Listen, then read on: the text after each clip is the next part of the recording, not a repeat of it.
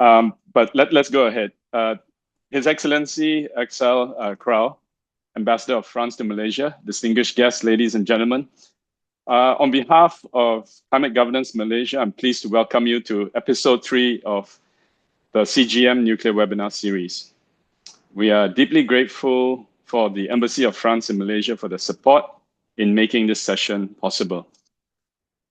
We're recording this on the 6th of August, 2025. Today, this webinar continues our exploration of nuclear energy as part of the energy transition. And episodes 1 and 2 were held last December and earlier this year in partnership with the US Embassy and the US State Department, where we explored advancements in nuclear technology and the best practices for deployment. In today's session and the next one, we'll hear from Laurent Fabre of EDF, Electricité de France, through 40-minute presentations today on the global acceleration of nuclear deployment and how, in episode 4, France achieved 70% nuclear energy in under 2 decades. This will be followed by a Q&A session where we hope to address many of your questions. But before we begin, I'd like to invite 2 representatives from CGM and the Embassy of France to deliver their opening remarks.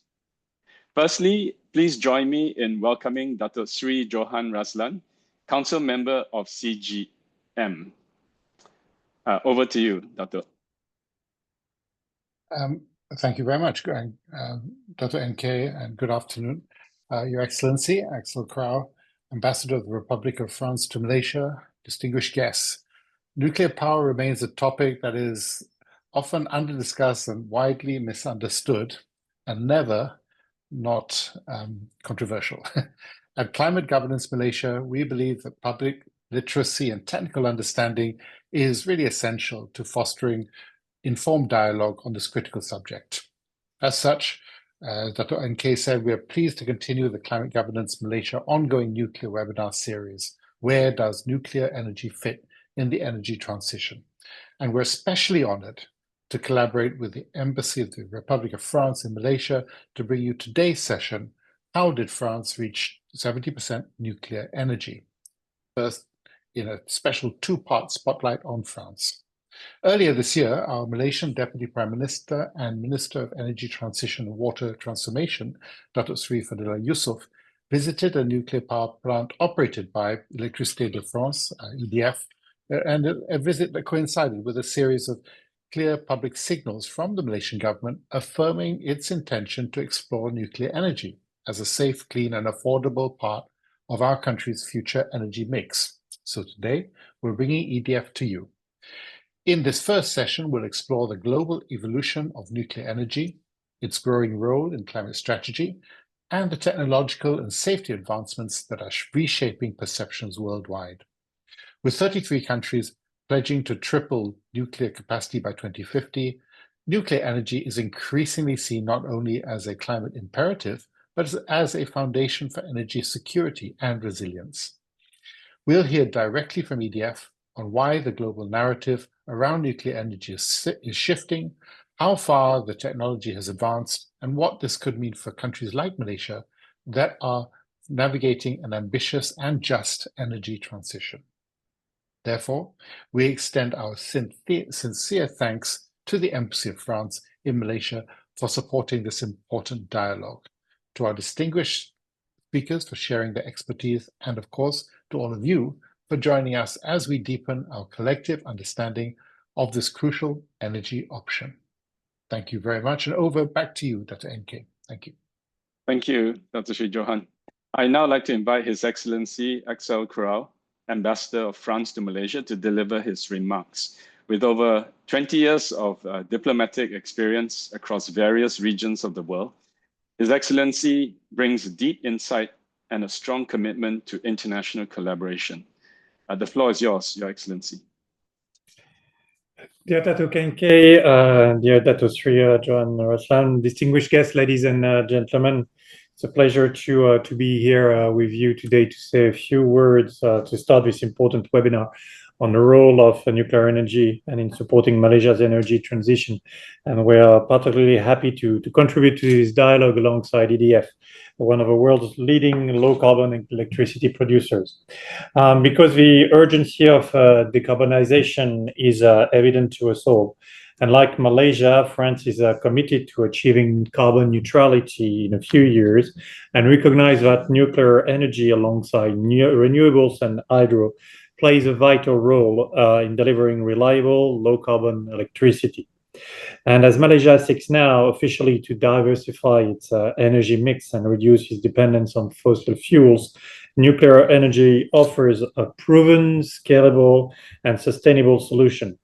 And in this, France has a valuable experience to share because, as you mentioned, France has more than 50 years of experience in nuclear energy, with one of the most decarbonized electricity mixes in the world, because 95% of France's power demand is covered by low carbon sources of electricity, and over 70% of our electricity comes from nuclear power. This long-standing expertise has enabled us to develop a robust regulatory framework, a highly skilled workforce, and a strong and independent industrial supply chain. And France is and wants to be, in the years to come, a trusted partner for Malaysia. France and EDF are ready to support Malaysia in exploring nuclear energy as part of its long-term energy strategy. And this is why, as you mentioned, Fadila Yousaf came to France. This is also why a LOI has been exchanged during the Prime Minister's visit in Paris early July. Because we believe that a partnership based on transparency, safety, and knowledge transfer can help Malaysia build a sovereign, secure, and low-carbon energy future. EDF, together with the other French nuclear institution and the whole nuclear ecosystem, is committed to working closely with Malaysian stakeholders to assess needs, share best practices, and co-develop solutions tailored to the country's ambitions and needs. And moreover, we have a regional vision supporting ASEAN integration. France is also keen to support regional interconnection initiatives aimed at strengthening the ASEAN power grid. These efforts are designed to enhance energy security, enable cross-border electricity trade, and accelerate the deployment of low-carbon solutions across Southeast Asia. Malaysia, as the heart of ASEAN, stands to benefit from this integrated approach to clean energy development. Ladies and gentlemen, I hope today's discussion and seminar will open the door to deeper cooperation between France and Malaysia in the field of nuclear energy. And together, let us work to build a cleaner, more resilient energy future for generations to come. Thank you. Thank you very much, Your Excellency. We now move on to our main presentation by Laurent Fabre, who leads business development for EDF's International Nuclear Development Division across Africa, Asia, and Canada.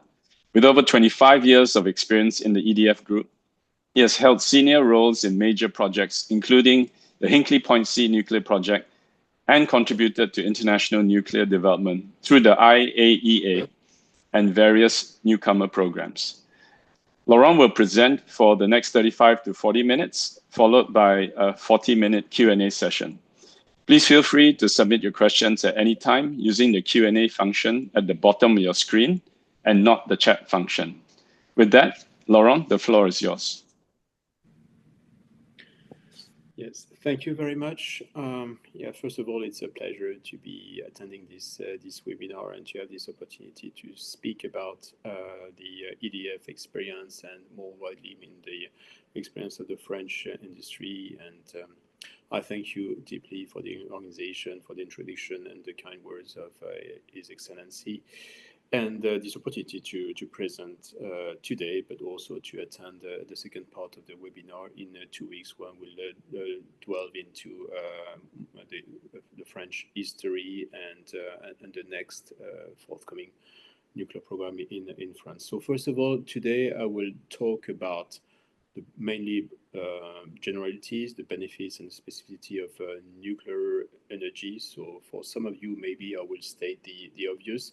Actually, your introduction video was very, very well made and summarized in few words. I mean, the key points, the key features of nuclear energy, the key perks and benefits, and what I would like to do today. I mean, during the next half an hour. I mean, to talk about what makes nuclear special, the key benefits. Of course, we need to address what we call the elephant in the room, and the key issues related. And I will also finish with maybe an overview of the technology and say a few words about the SMR, which is a novel technology, novel design, which are under development right now. So without further ado, maybe I will ask you to go through the next slide. I mean, slide number 1, to talk about the task at hand and what the challenges we're facing right now. I like this slide because it shows in a very neat this neat picture. I mean, what we burn each year. So it's quite impressive. I mean, the amount of fossil fuel we burn each year collectively, or what I call our common challenge. So imagine a cube of 2 kilometers by 2 kilometers by 2 kilometers. I mean, this is the amount of coal we burn each year. We have the same with crude oil, and the same with natural, liquefied natural gas. So just if you stack up, I mean, those 3 cubes, you'll end up with a mountain which is 1.5, I mean, the size of the Mount Kinabalu in Malaysia. So this is the task at hand, and we believe that nuclear can help definitely to abate this CO2 which is emitted each year. So, for instance, with one single EPR, which is EDF, I mean, flagship technology, able to deliver 1,600 megawatts, we can, abate more than 10 million tons of CO2 per year and make a dent into those 3 cubes. Okay, so without further ado, I will move to the next, the first part of the presentation, which is generality about nuclear. So if you could move to slide number 5, please, which shows where we are right now. So nuclear represents roughly 9-10% of the electricity, the source of energy used to produce electricity each year, and you will see some figures. Later on, the last time I've checked, 430, 440 reactors in operation in the world. And it's, as it was said in the introduction, it's definitely there's a momentum in favor of nuclear, in the wake of the pledge for carbon CO2 abatement, for the pledge to diversify the source of energy, and of course in the wake of the energy crisis we lived in 2022. So definitely nuclear is getting traction, as we'll see in the next slide. So next slide, please.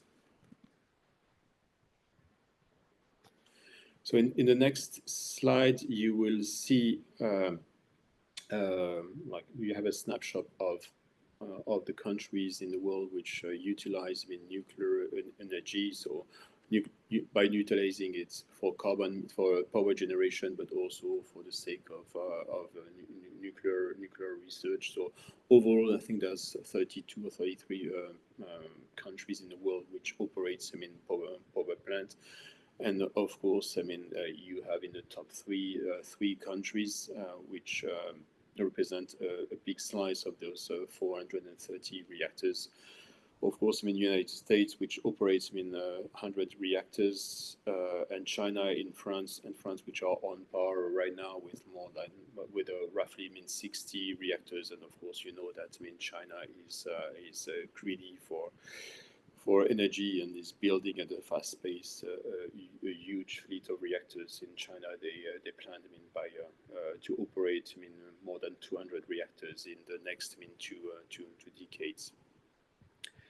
And right now, but we will dwell on that in the fourth episode of this webinar in 2 weeks' time.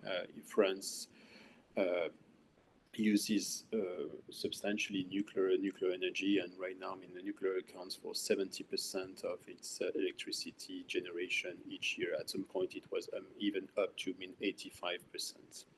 But I will talk about the future of energy in France in the next episode. So next slide, please. Yeah, so it's another slide which shows, I mean, the number of reactors in operation. So I mentioned 440 reactors. So we're not starting from scratch, because those reactors have been have been operated for 50 years, commercially 50 years, and we accumulate, I mean, globally more than 20,000 years reactors of experience. So it's not, I mean, a novel technology. It's a very proven technology, as we'll see later on. But it's getting traction, and you have quite a number of new capacity which are under development in the world. But you have here, I mean, the breakdown of the reactors in operation, but also in construction. So if you move to the next slide, please. So as I said, I mean, earlier, I mean, there is definitely a big momentum in favor of nuclear.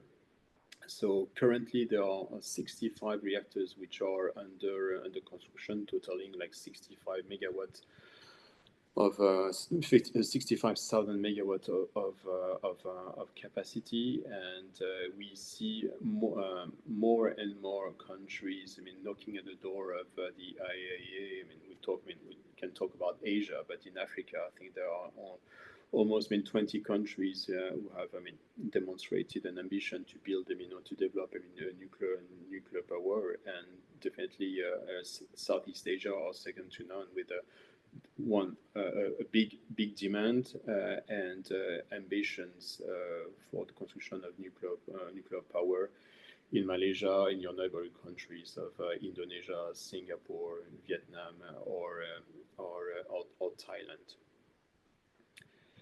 So next slide, please. And on this slide, you can see the forecasts which have been provided by two important, I mean, organizations, the IAEA or the OECD IAEA. So depending on the scenario, we could see a tripling of the demand by 2050, which has been endorsed by during the COP in the Emirates. I mean, 2 years, the COP28 in the Emirates in two years ago, and actually those forecasts have been confirmed lately.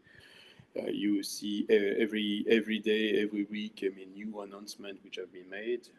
Of course, the biggest growth is in China, as I mentioned earlier, but in Europe we see definitely a growing demand, a growing appetite for nuclear, and even like 3 years ago, you had barely 3-4 countries who demonstrated ambition to develop, I mean, nuclear capacity, and right now there's a wide consensus, and all the countries in Europe are contemplating developing extending their existing fleets. Not talking anymore about closure of existing, I mean, nuclear power plants, but also talking about expansion, or you have even newcomer countries. So with the exception maybe of Austria, Luxembourg, and Germany, all the countries in Europe, I mean, have interest for nuclear. You may have read about the announcement made by the UK government with the construction of 2 reactors at Sizewell C. You have heard about, I mean, the UK also means some ambition to build, I mean, SMR fleets. So every week there is a new announcement, and definitely we are very happy with this momentum we can see. Okay, next slide. I mean, on the next slide, you will have, I mean, a picture of this pledge, I mean, to triple, I mean, nuclear energy by 2050, which was made 2 years ago in the Emirates for the COP28. It recognized, I mean, the key role of nuclear energy for reaching net zero in the future. So that's a good transition to go to the next slide. The next part of the presentation is about why do we want to develop nuclear energy. So move to the next slide. So the first benefit of nuclear energy is definitely its low carbon footprint. So according, differs. The figure, may differs, from one study to another. So here, I've shared like a global study which was made a few years ago, and comparing the carbon footprint of different sources of electricity, and definitely nuclear stands out as one of the more frugal in terms of nuclear, carbon emissions, with 12 grams per kilowatt hour of power generated. So definitely it's on par with the renewable, and definitely it stands out when you compare with the footprint of other source of energy, such as coal with roughly 800, and gas with 400. So we talk about gas as a transition, but we need to bear in mind that gas will enable, just to divide by 2 the CO2 emission when compared to CO2. But the road to carbon neutrality is very, very remote with gas. So right now, the best solution to develop carbon neutral solution is definitely nuclear and renewable, including hydro. And we'll see that about when we talk about France perspective for 2050, and the strategy and the program, to abate fully the emission in France by 2050. So next slide, please. So one of the benefit, of course, of nuclear, it can provide a reliable source of energy, and it's highly available. So usually the nuclear power plants have a very high capacity factor, in excess of 90%. So it can provide like a reliable baseload source of energy.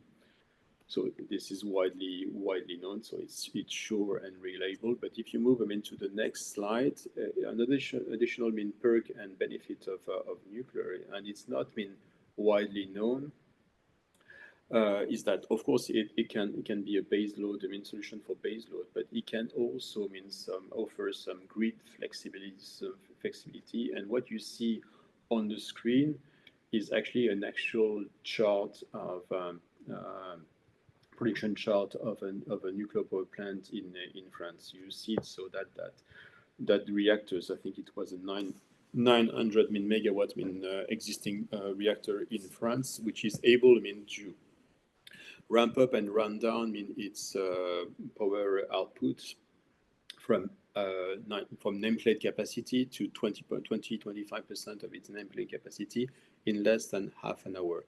So this is an existing feature of nuclear energy. It's not very widely known. You need to have the proper technology, the experienced operating staff to do that, and maybe also the right framework. But bear in mind that nuclear can be a flexible source of energy, and this is very important when you want to develop a program aiming at abating carbon CO2 emission. So in France, we do that on a daily basis, on a weekly basis. Sometimes we shut down the reactors for 2 or 3 days, and with that, it offers great flexibility, and it's a nice supplement to renewable. So definitely with the development of intermittent renewable energy, this offers an additional flexible solution to the grid operator. Okay, next slide.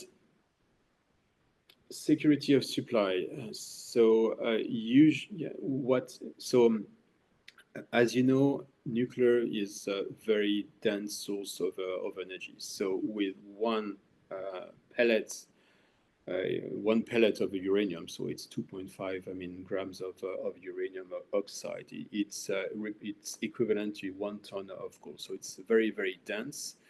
And so equally, so conversely, it's very easy to store. It doesn't represent a big chunk of the operating cost of a nuclear power plant. So financially, it's very easy to have, I mean, a quite substantial inventory to face any potential or unlikely crisis in the world. So usually in France, for instance, we store 3 to 4, even to 5, I mean, years of supply just to face any crisis we can see. But so we are quite, I mean, comfortable with this level of inventory, and we have, I mean, actually a great variety of source of supply. So we don't operate, I mean, nuclear, I mean, we don't have, I mean, uranium mine in France. We had, but we stopped, I mean, generation or operation of this mine, I mean, 20 years ago, and we rely on the import of uranium from Kazakhstan, from Australia, from Canada, or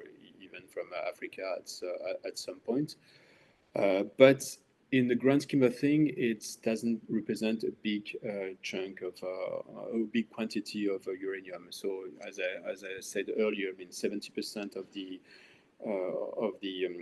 energy the electricity comes from nuclear in France, but it represents the import of only 8,000 tons of uranium oxide per year. So it can be conveyed, can be transported into one single ship. So even in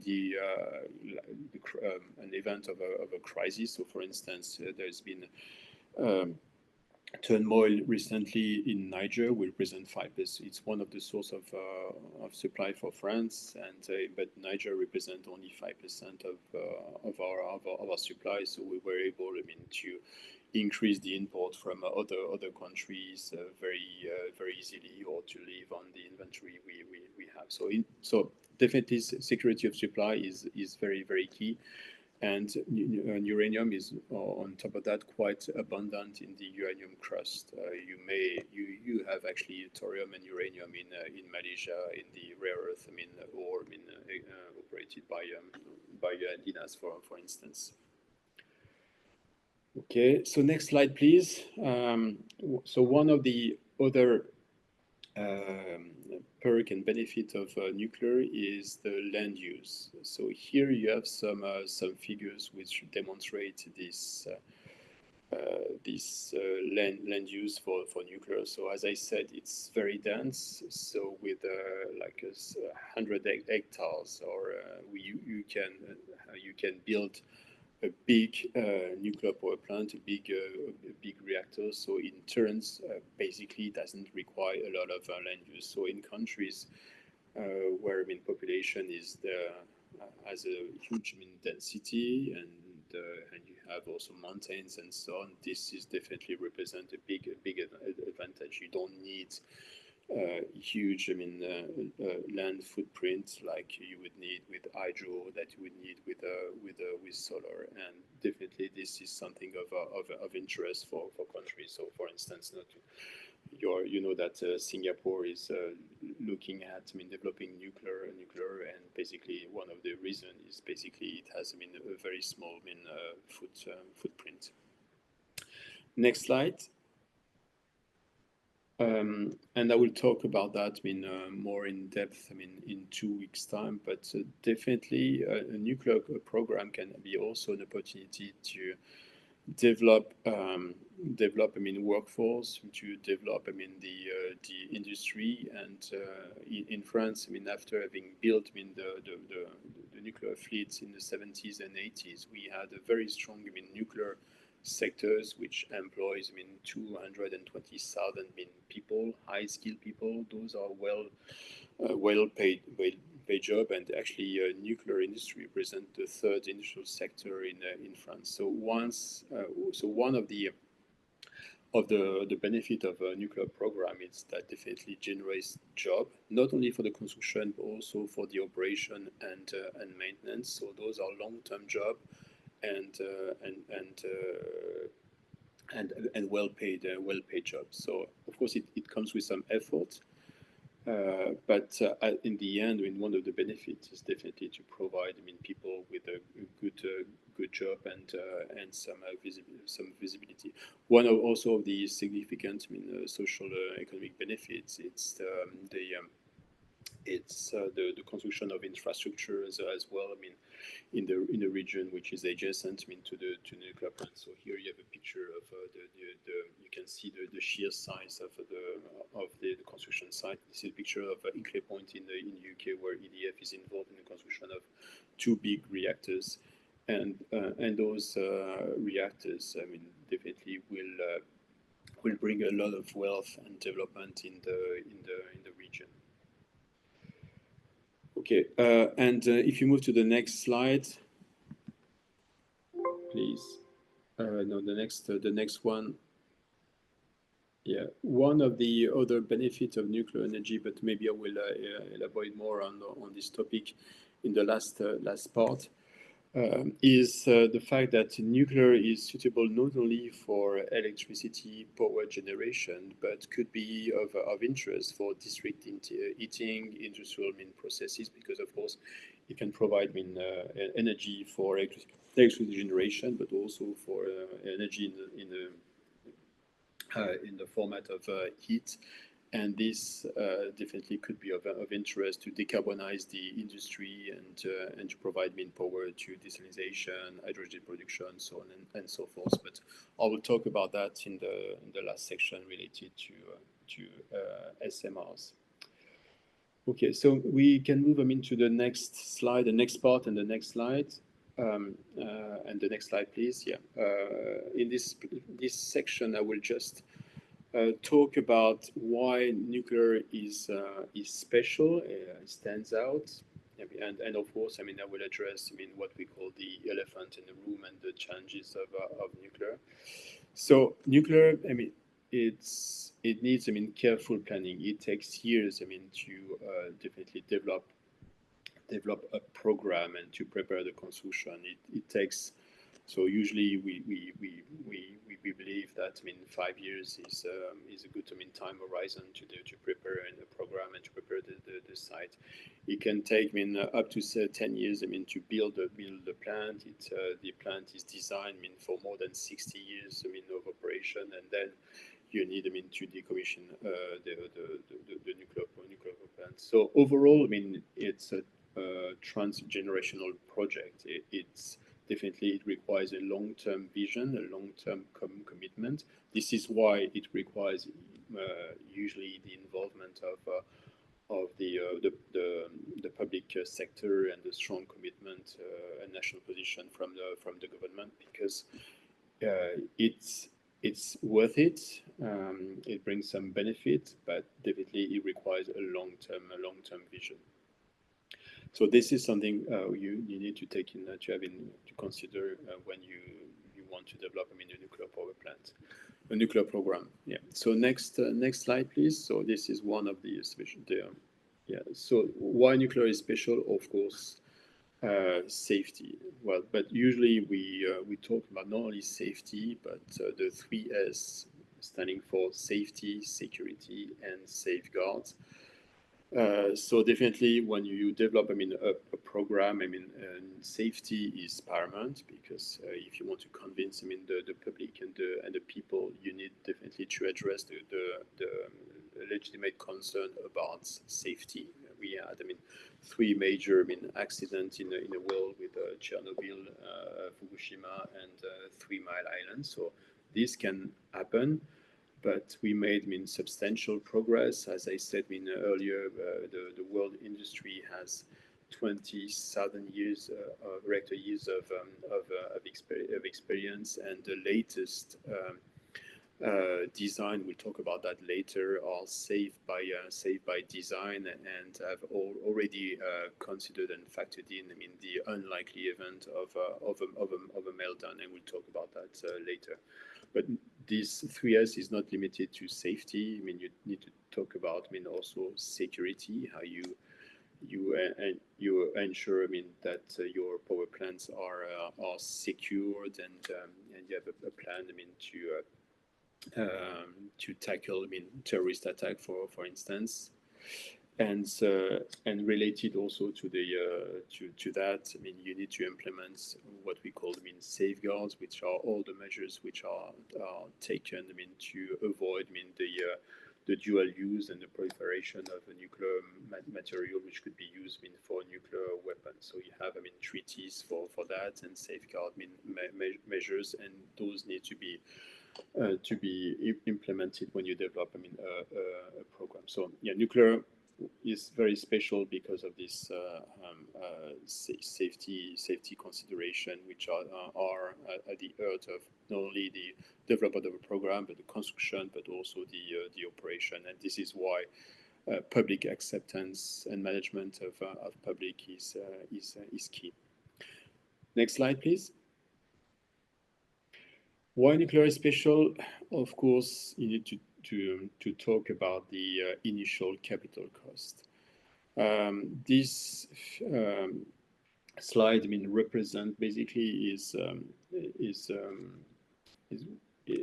represent, I mean, basically the one of the issue when you build, I mean, a nuclear power plant. As I said earlier, it takes years to develop, I mean, a program, characterize a site, and also to build a power plant. So basically, a good example is Baraka in the Emirates. So the Emirates were a newcomer and took the decision to build, I mean, a nuclear program and nuclear power reactors in 2006 or 2005, and took them, I mean, 15 years basically, I mean, to have, I mean, the first electron generated by the reactors of Baraka.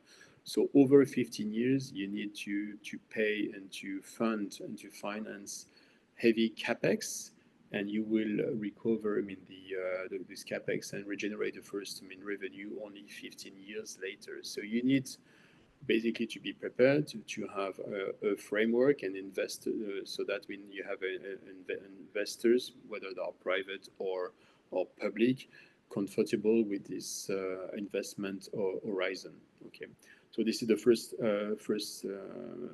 thing about financing nuclear power plants, a nuclear program, but also on top of that, you need, I mean, you need to finance a quite hefty bill at the output. It requires the operating costs are very low, but the capex represent usually, or financing the capex represent usually more than 50% of the LCOE of nuclear. So you need to take great care in having the right framework and to secure, I mean, a low cost of capital, so to ensure that nuclear is affordable. Next slide, please. Yeah, and the last elephant in the room. So I talked about safety, but usually when the opponents talk about nuclear, I mean, they say yes, but what about the waste? I mean, we don't know how to manage waste. So first of all, I would say that the level it's not when we talk about nuclear waste, those are not pollution, those are waste. So that the difference between pollution, which is liberated in the atmosphere, in the water, and so on, and which is not controlled. Waste, nuclear waste, I mean, the industry is highly regulated because of this safety issue. So we're not talking about pollution, we're talking about waste. So they are like perfectly, I mean, contained. You have, I mean, the solution which are endorsed and duly qualified by the regulator. So first of all, pollution, waste, but not pollution. In addition to that, as I said earlier, nuclear energy is very, very dense. So here you have, I mean, a can of Perrier. So you could be illustrated also by a can of Coca-Cola. So 33 centiliter of waste are generated by an average, I mean, American person over its lifetime. So overall, we're not talking about a lot of waste. So of course, I mean, they are harmful, but those wastes are controlled and under a stringent regulation. And on top of that, there are solutions. There are solutions which have been developed and proven. I mean, over the last decades in various countries. So, and the last development, for instance, is that we are building solution right now in Europe. I mean, to manage the most harmful waste, what we call the spent fuel. So there are, deep geological repository which are an operation in Finland. Two are in construction in Sweden and in France. So there are solutions which have been gone through a due process and due qualification by the regulator, and this is definitely under control. Actually, there is no fatal accidents in the world that have been recorded. Due to wrongful handling of nuclear waste. Okay, next slide, please. Yeah, actually, the next slide. Yeah. Okay, so I should have maybe started with maybe this part, which is basically covers what is nuclear energy. So nuclear energy is, so we talk about fission and not fusion. So basically, it's an atom of uranium-235 being bombarded by a neutron, and then splitting itself into radioactive fission products. So these atoms is broken into two lighter fission products and liberates in turn neutrons. So usually 2 to 3 neutrons. So in average 2.5, which of course then will in turn hit uranium and 235 and provoke another reaction, and this reaction liberates energy in terms of kinetic energy and rays, which is used. We'll see in the next slide. A slide showing how a PWR works. So usually we talk about generation 1, 2, 3, 4 reactors. So right now, the generation 1 were the early prototypes. So for instance, Calderol in the UK. Generation 2 were the first, the generation of reactors which have been built between 1970 and 1990, which are under operation right now. So out of the 440 reactors I mentioned, like 400, more than 400 have been designed according to this generation 2 design. And then we moved in the late 90s, early 2000 to the generation 3, which basically are the reactors which are safe by design, and actually what we talk about right now, which are under commercially available and match the demand, are what we call generation 3+, which are basically generation 3 reactors, which have been designed, and factoring the unlikely event of meltdown and severe accidents. And generation 3+ are basically the next generation or evolution of this generation 3, using the feedback from Fukushima accidents. Okay, so if you move them into the next slide, there's a slide about generation 4. I don't want to spend too much time on that. So generation 4 is basically the next generation of reactors, which is under development right now, but I'll encourage you to read the literature if you know more about that. So there are no generation 4 right now under commercial which are commercially operated in the world, but this represents the next generation of reactors which could be operational by in 20 years. Okay, next slide, please. So when you talk about nuclear reactors, we talk about generation of reactors, which is about the design, but also there's a classification according to their scale and size. So we have, I mean, the large conventional reactors, which are have, I mean, can deliver, I mean, more than 700, I mean, megawatt of electricity. You have also the small and modular reactors, which are in development right now with a capacity of up to 300, 400, I mean, megawatt. And you have also reactors which are under development right now, are called the micro reactors with a output of 1 to 10, I mean, megawatts. So those could be used, for instance, in remote area when you have, I mean, archipelago like in Indonesia, the Philippines, or in remote area in the next to the North Pole, or even on the Moon, or on the Mars, the planet Mars. So have in mind this classification: large conventional reactors more than 700 megawatt, and small modular reactors, I mean, up to 300 and 400 megawatt. But if we move them into the next slide, you'll have, I mean, the breakdown by type as of today. So this is definitely the source of this slide is the IAEA, I mean, database and PRIS, and you see that out of the 440 reactors, there's only one SMR in operation as of today, and it's actually a prototype, I mean, in China. The rest of the 440 reactors are I mean, large conventional, I mean, power reactors.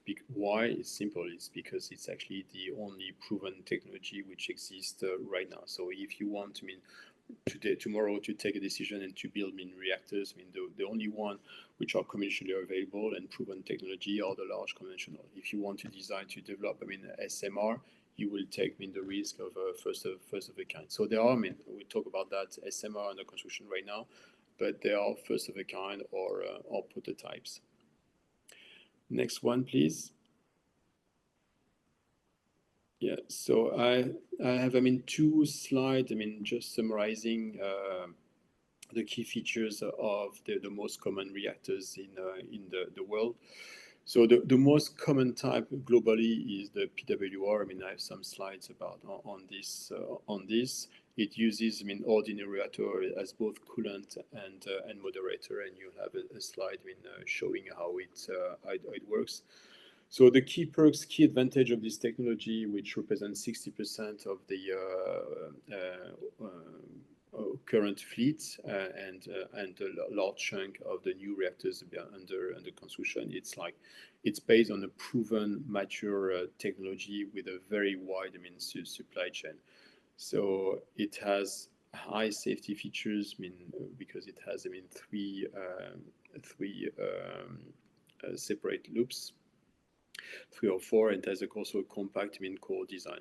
The other type is the BWR, I mean, reactors, which, for instance, is famous with Fukushima reactors. So I think 10% of the reactors in the world use this technology. And then you have, so the advantage is it's simple. I mean, it's a simple design, but you have, I mean, the direct, I mean,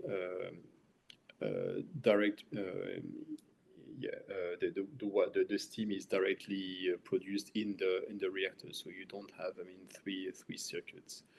And the last, the most common, I mean, the reactors in the world is what we call the pressurized heavy water reactors, which basically, in a few words, is the CANDU technology developed by Canada in the 60s. So you use, I mean, heavy water as a moderator and current.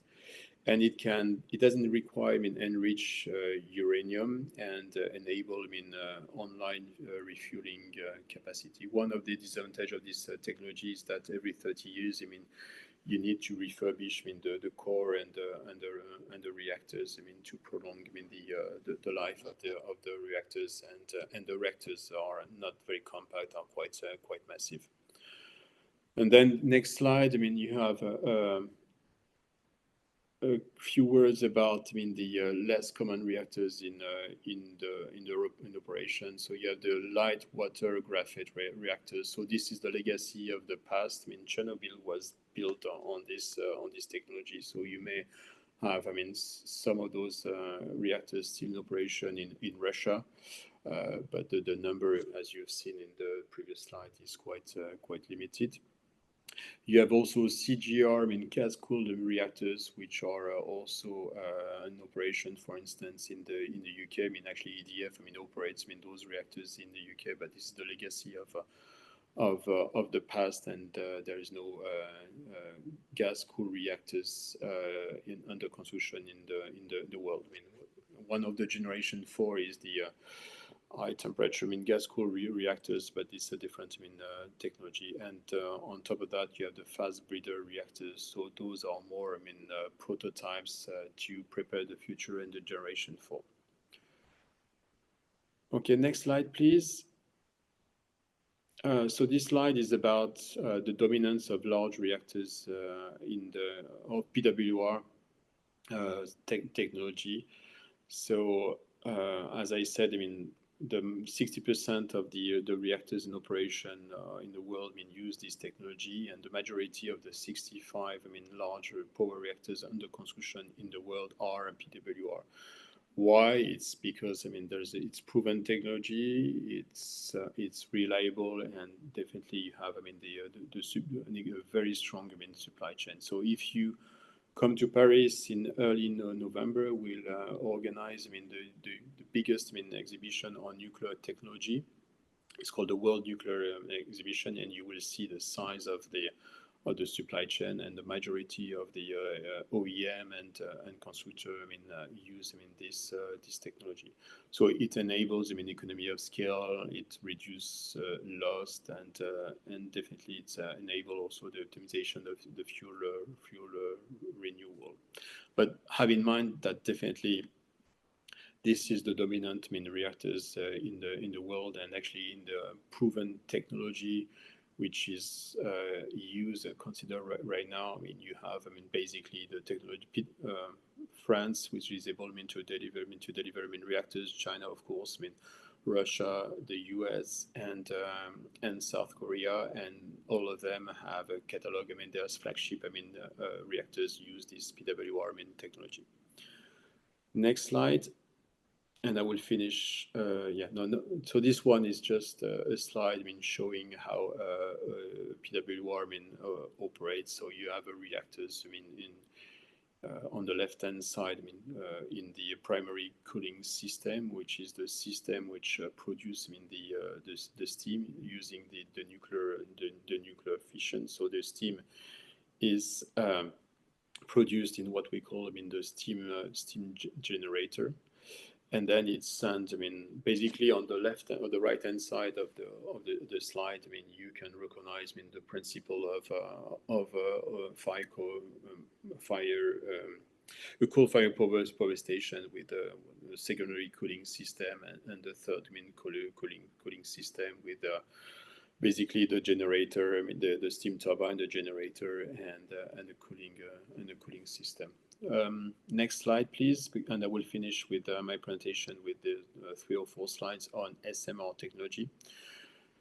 So SMR is an acronym which makes the buzz lately, and as you may know, and we'll see that later on, there are roughly 100 SMR design under development. So the approach is different from a large large reactor. With large power plant, basically you want to build bigger reactors with a high yield, high delivery, and with which are quite unique and built in pairs in 3 reactors. And what you want to achieve with a smaller reactor is implement a more modular in design to maximize and fully leverage the standardization and Seri effect, and also simplify the design.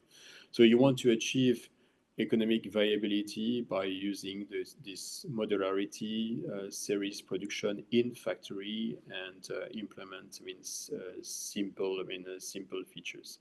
So those are the three drivers of SMR, economic paradigm. So if we move into the next slide, you have a snapshot of.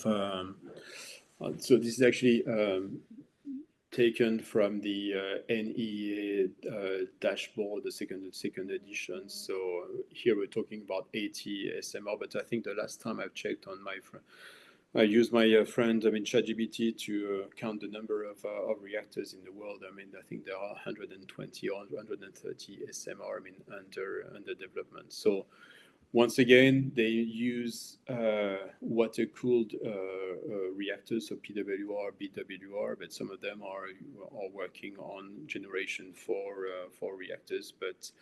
And you have a quite sheer number of reactors under development, across the world.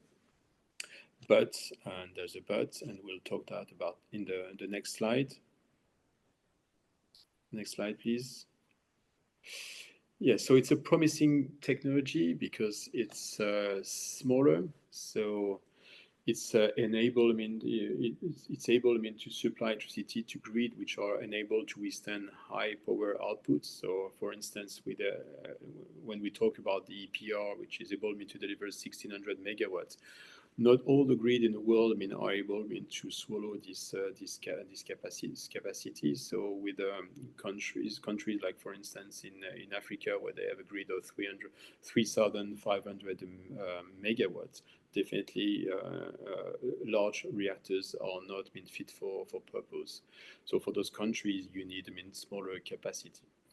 So in addition to that, you have enhanced safety. So you have less material, nuclear material as well. So they have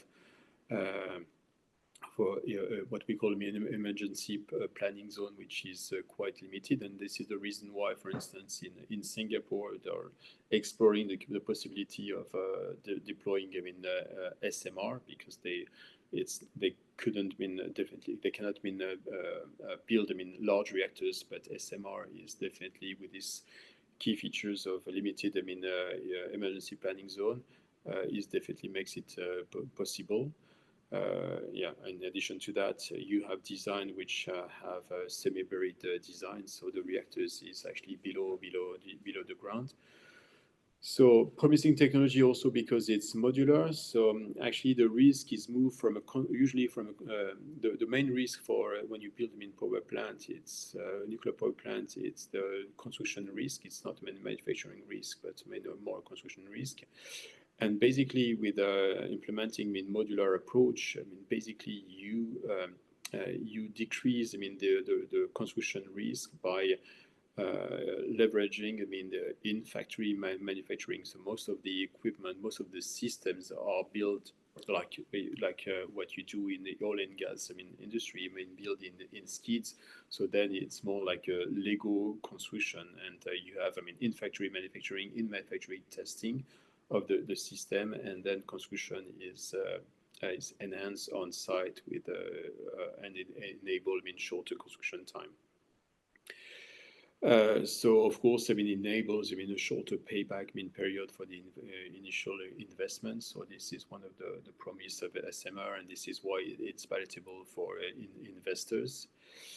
And of course, they have load following capacity intrinsically, and they are, as we saw earlier, they are able not only to generate electricity, but also heat as well, and offer a solution for water desalination or hydrogen production, for instance.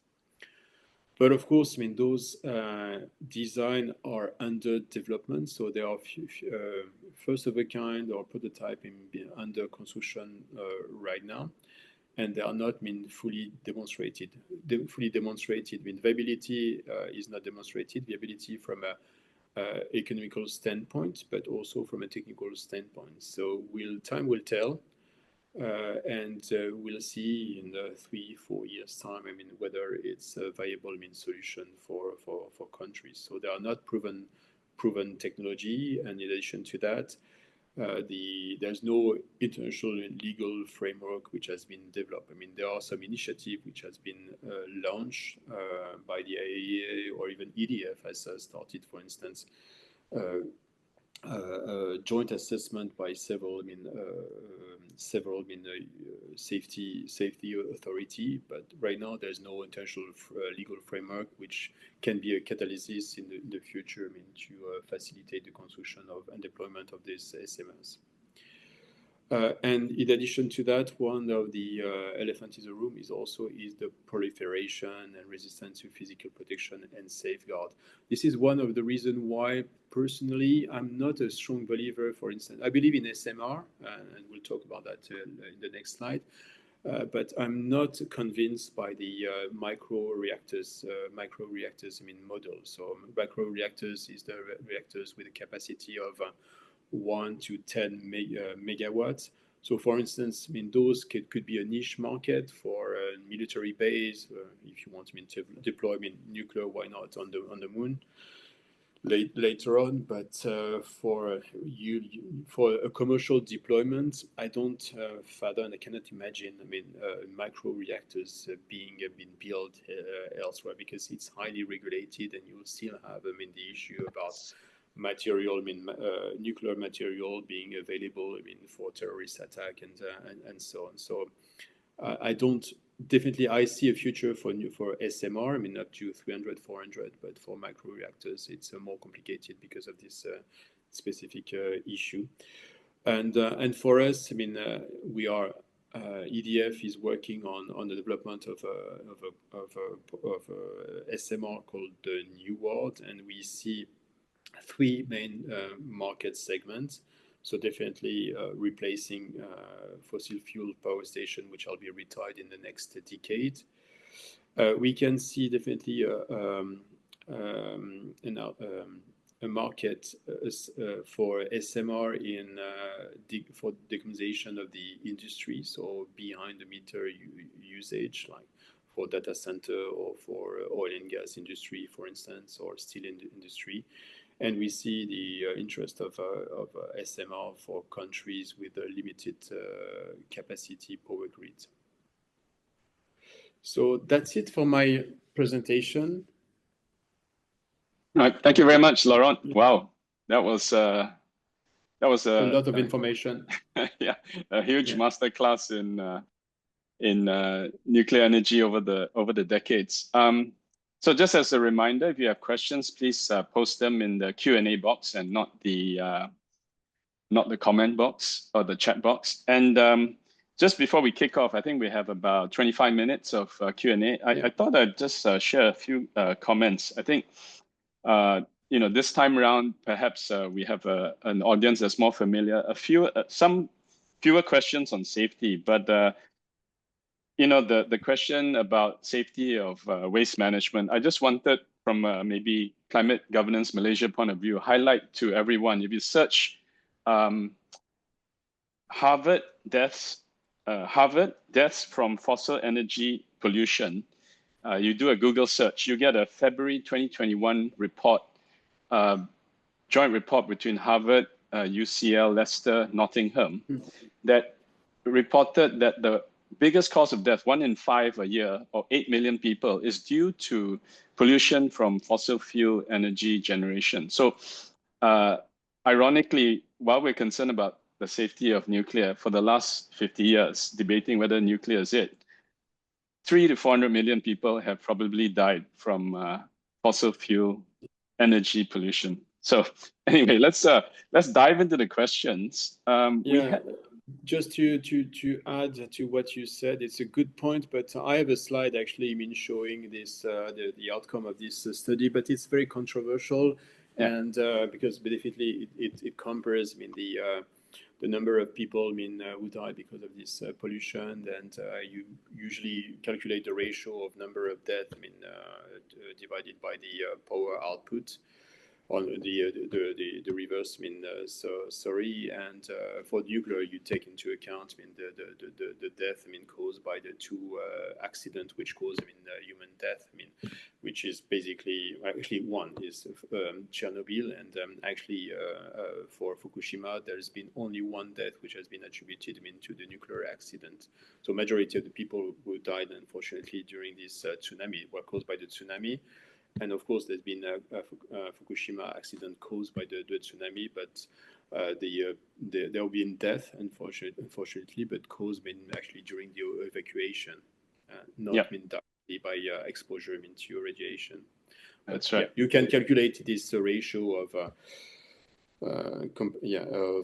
megawatt produced and number of death, but I don't, because it's very controversial, I don't use it. Yes, that's right. Okay, before we dive into the audience questions, you brought up the costs of construction for large-scale reactors are quite, it's a heavy upfront cost, and then it's a low cost of production subsequently. Would you have any figures? And feel free to say that we'll talk about it in 2 weeks from now. Or do you have any construction costs? What's the going rate for, say, a gigawatt scale reactor? And how much would the cost of electricity come out from such a plant? Yeah, it's a tricky question. So when we call to LCOE, it's highly dependent, because when we consider nuclear, of course there's a capex, but then there's a cost of financing. So usually it depends heavily on the financing and the return on investment which is required by the people who invest. So right now we see a trend in Europe that, and I think that's normal. That's the trend is that government will step in and definitely provide either a framework, for enabling private investors to invest. Definitely, the good example is Sizewell C. I don't know if you've heard about this investment. Or the trend is actually the government stepping in and providing a low interest rate loan to utilities. So this has been decided, for instance, by the Czech Republic government for the Dukovany project. For the French nuclear program, we're talking about 0% interest rate for 55% of the loan, which will be granted to EDF. So this is definitely, but usually it's a mix. It's a blend of financing. Is a blend of.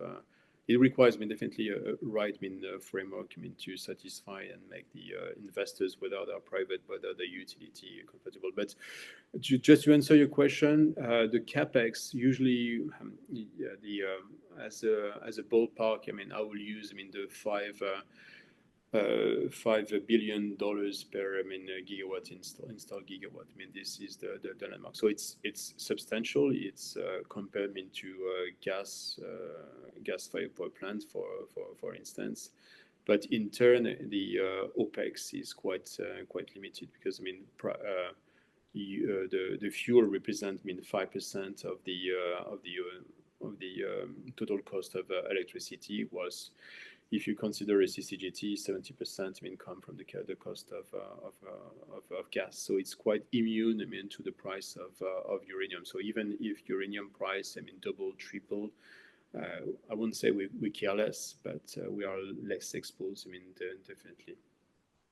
And for the price, the LCOE, it depends heavily on the number, on your size of your program. So if you build 1 reactor or 10 reactors, of course, it will be it's a different story. And as I said earlier as well, it's highly dependent on the cost of money and cost of capital. Right. Thank you. And just for the benefit of the audience, LCOE is the levelized cost of electricity. We have a question from Kev. Is there a design guideline for SMRs? No, as I said, there are more than 100 design under development right now, and there's no harmonization of regulation. However, of course, organizations such as the IEA have provided some guidelines for the requirements, and IAEA, but also some utility organization in Europe have developed some safety features which are like offered like a common ground for safety performance. Okay. So usually what you not talk about in design guideline, you talk about safety performance requirements which are shared across the utilities. Okay, thank you. Another question on safety. This one I get a lot being coming from Malaysia. Is it safe to build a nuclear power plant in a developing country? Will Chernobyl, Fukushima disasters happen again in a country that built the plant? Yeah. Yeah. So yeah, definitely public acceptance. Is key. You need to not educate, but to provide like a full, transparent information to the public, and this is definitely key. For instance, in your neighboring country of Singapore, they started working a lot with the public. I've seen across the last 2 or 3 years, a lot of articles on CNA, on the Straits Times as well. And right now, people have a fair understanding of what is nuclear energy and the perks and the elephants in the room I mentioned as well. So is it safe? Yes, we have an example of nuclear power plants which have been built in developing countries. So for instance, the first nuclear power plant which has been built by France abroad was in South Africa. So it was in the 80s. At the time, it was a developing country, and over the last 4 decades, it has been operated in a safe manner. And it has been also built in China. The first nuclear power plant built in China was in the late 80s by France. And now, at the time, China was a developing country. Now they have a very robust nuclear industry and have developed safe and sound design.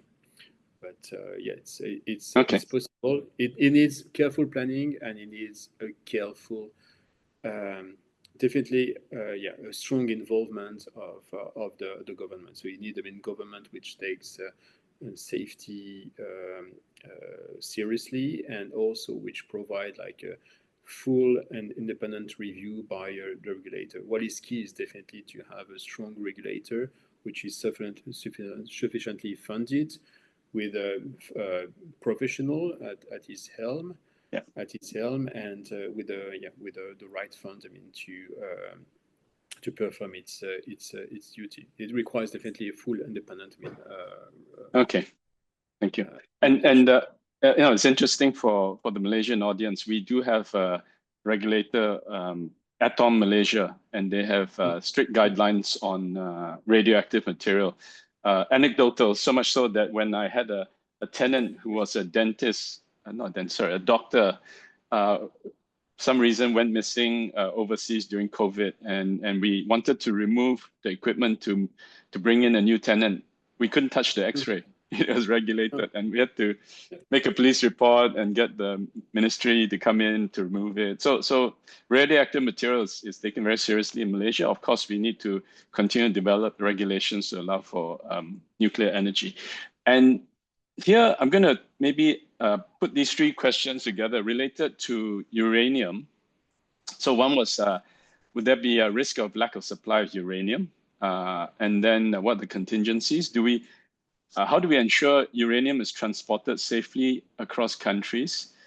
And any concerns regarding running out of nuclear fuel in the future? And maybe just to add another layer to that, also for the benefit of the audience, enriched uranium, I think right now 40% of the enrichment capacity comes out of Russia. Just take that in any direction you like. Thank you.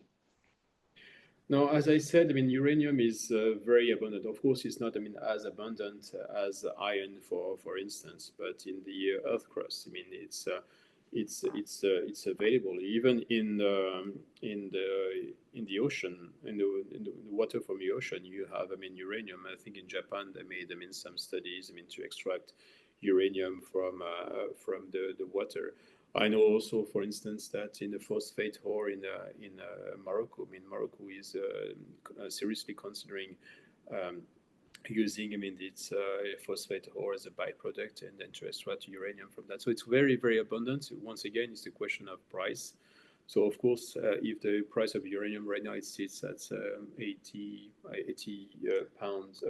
dollars per pound, it can move, I mean, maybe to 200, but we are quite immune, I mean, to this price. Of course, it will have a knock-on impact on the cost of energy produced by nuclear, but it's not, I mean, like if you have a huge increase in the cost of gas, for instance. So with the higher cost, higher, I mean, demand, definitely we will have the capacity to develop, I mean, new mines.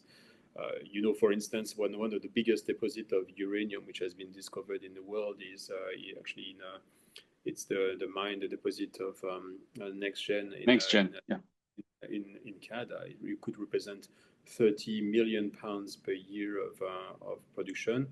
Right now, I think in the world globally, we use, I mean, 200 million tons of uranium. So this NextGen could represent, I mean, 15% of the consumption. So right now we consider that we have 100 years of current, I mean, consumption. So even if you double it, I mean, we'll have, I mean, 50 years, and then, I mean, the mining industry will be encouraged, I mean, to explore further, and in the meantime, in 50 years, I mean, we'll definitely have reactors, I mean, in operation. Using technology called as the fourth generation. And basically with fourth generation, I mean, technology will be able not only to use, I mean, the the isotope, I mean, 235, but potentially the uranium-238 and the thorium as well. So definitely it's scarcity is not an issue as well. Yeah, I think that, okay. Yeah, Thank so you. we're not, I mean, too concerned by that. There will be a solution, I mean, and we have time in for that. And maybe to address the question about transportation, actually, uranium is dangerous. I mean, when it becomes, I mean, a spent fuel, actually, you could, I mean, be next to a fuel assembly, and it's not been that harmful. So, for instance, if you use a CANDU reactors, which use, I mean, not enriched uranium, I mean, you can manipulate, you can handle, I mean, the fuel. It's not harmful. It's the spent fuel which is very harmful. Thank you. And also, I guess another comment there. I think unlike other forms of energy where the waste is just thrown out, every pound of spent fuel ever used in the last 50 years is safely stored somewhere. Right? Yeah. Yes, at least I think I remember that I've seen pictures of the Undersecretary of Energy of the US, I mean, being pictures, I mean, next to a cask made of concrete in which, I mean, you have spent fuel. So it's very harmful. But in between the spent fuel and her, I mean, there's a cask of concrete, which is, I mean, mainly designed, and she's able, I mean, to touch, I mean, the cask of which contains, I mean, spent fuel, so it can be handled in a safe manner. Great. I'm going to put these two questions together. John Payne says, can you give a picture of any differences in social and political opposition to nuclear power plants comparing with the early days, say before 1980s? And then there was a question here. Where was it? People typically have thoughts that it's good to have a nuclear energy, but not in my backyard. How should we address the social concerns, specifically in terms of site selection? What could be the key considerations? Yeah, so site selection is a very long process. So that's why, I mean, earlier I mentioned, like, it takes, I mean, up to 10 years, I mean, to build, I mean, power plants, and then 5 years. I mean, sometimes it's not a minimum to develop a site, to develop a program, because characterization of a site is very, very serious. It requires a lot of experts and so on, and takes time, I mean, to do like geophysics and to think about external hazard and natural hazard, earthquake, volcano, flooding, so on and so forth. So it takes a lot of time, and in Malaysia, not all of the sites will be suitable for the construction of a nuclear plant, and of course you need to take into account also the human factors. Does it make sense also to build nuclear power plants where they're in the middle of nowhere? No, because you need to build also the HV line. You need to have the infrastructure as well. You need the people to operate the plant. So there's always a consensus. But nuclear power plants usually are built not in the vicinity of big cities, but not the direct vicinity of big cities. But you have nuclear plants 30 kilometers away from a big city. So, for instance, in France, the second largest city is Lyon, and 30 kilometers south, 40 kilometers east. You have nuclear plants which are up and running. But once again, they are under a very stringent regulatory framework. Regulatory inspected by the regulator. And on top of that, you need to spend a lot of time in talking to people, explaining what is it. Holding local debate at a local, regional, national, to explain and to reassure the population, because you all have, concerns, legitimate concerns, once again, but you need to provide all the information and to demonstrate that you're capable of operating and building and operating safely the power plant. You need to address this, and it requires a plan. It requires a plan. It takes years to address, to carefully address, and to make sure that all the concerns are addressed. You need to implement like a full transparent framework. So maybe related to the first question, has the change? I think in the 70s or 80s, the opposition movement was led by the people who were frightened by Hiroshima, for instance. Yeah, the use. The main fear was related to proliferation and use of atomic weapons. Nuclear weapons. Whilst now, it's more related to what is fresh in the memory of people is Fukushima disaster and somehow Chernobyl. That has been a very famous and popular series on Netflix on Chernobyl. But what I want to reassure you is that Chernobyl belongs to the past. It's a very poor design. It was poorly designed, and now there's no RMBK being operated because it's. We do not build power plants like that. Yeah, even in the 80s, we didn't have this type of power plant in the Western world. Yeah, right. With, no containment. Yeah. Okay, I have to apologize in advance, everyone. The questions are coming in fast and furious, but we will end in 5 minutes. However, let me, and I want to leave Laurent some time to close. Let me bring this one up on the waste again. So, radioactive, non-radioactive. What does the infrastructure look like? Can we reuse them for something else or dispose of them? And then there was another question. Is it good policy for a country deciding to take on nuclear power plant programs to obligate technology providers to reprocess the spent fuel in the country of origin and return in usable form and limit storage of spent fuel on site or in a repository? And finally, also related, can you please share your views on the feasibility of waste management from a nuclear plant for countries with limited land such as Malaysia? Okay, so it's a vast. So it illustrates. That why nuclear waste is actually one of the elephants in the room, and this is one of the concerns which needs to be addressed. So when it comes to nuclear waste, so maybe this provide me food for thought, and I will include maybe a slide next for the next webinar and talk about what we do in France. But I will do that. Definitely, there's a comprehensive approach for nuclear waste because once again, there's no one-size-fits-all solution for nuclear waste. You can have a very complicated solution for the most harmful form of waste, the spent fuel, basically. Because usually for waste, the waste are categorized according to their nuclear life and how long they will be radioactive and harmful. And also, of course, according to their level of radioactivity. So you have, the dual categorization depending on the life, but also, their radioactivity. And for each, so there you have a matrix according to those two dimensions, and you implement, solutions which are fit for the purpose. So, for instance, for low radioactivity, short life, you have solutions which are of course regulated, but are very similar to what you have in a landfill, for instance. I will show you some picture in 2 weeks time.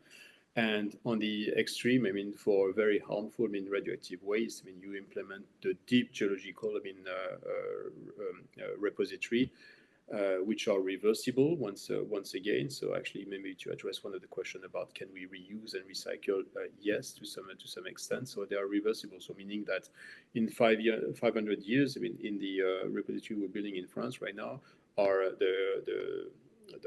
grandchildren will be able to retrieve the nuclear waste and maybe recycle it, or find more appropriate solution. So I'll talk about that next in 2 weeks time. Yes, on top of that, you're right. There are solutions for recycling. So what we do in France, for instance, is that we have a recycling process. So the spent fuel is sent to a special factory where you have a chemical separation of all the components of the spent fuel, and we're able actually to recycle 96% of the fuel, which is basically plutonium and uranium, and only 4% are like harmful fission products. So what we do is actually we reduce the volume of waste by a factor of 5 because of this one through process through our factory and that's been developed used in China and Russia. So you have only 3 countries which are able to do this recycling. But even in the US right now, they're considering maybe potentially reusing this recycling because they see interest in, first of all, on using less uranium, so less constraint on the reserve and resources, and of course, decreasing the level of the volume of waste by a factor of 5. But I can talk about that next week, and maybe to address your question about can we impose the country of origin to recycle? Yes, this of course can be imposed by Malaysia, and but having in mind that only 3 countries have developed this capacity in the world. But we've done that in the past. Yeah, we recycled nuclear spent fuel from Germany, from the Netherlands, and from Japan, and we have some extra capacity to recycle and to separate the uranium from the fissile product. Nice. So we have some, I like to call it future fuel. Yeah. So we're out of time, but could you give us a 1-minute teaser of what they can expect in 2 weeks' time?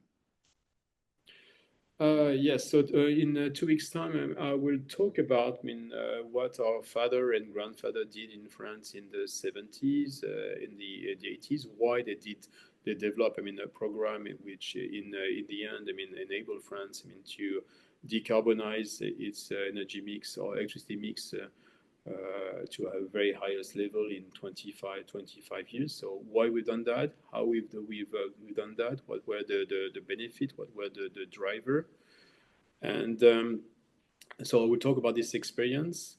I will talk about why France is considering building a new generation fleet, a fleet of new reactors, mainly to address the